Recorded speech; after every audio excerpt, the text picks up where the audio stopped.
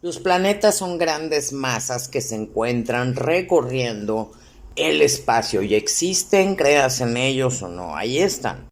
La astrología lo que hace es darle un simbolismo o tratar de interpretar la simbología detrás de cada planeta. No es magia, no es numerología, no es tarot, es tratar de interpretar la simbología detrás de los aspectos de cada planeta.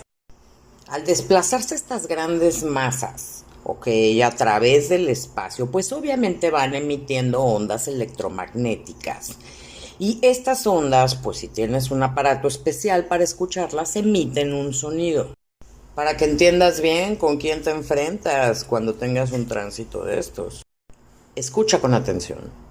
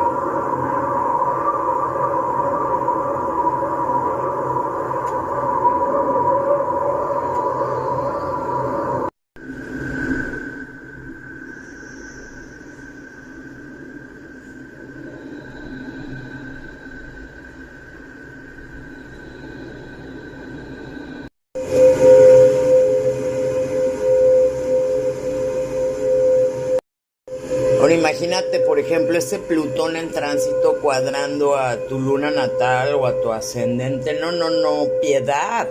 Piedad, pruébame.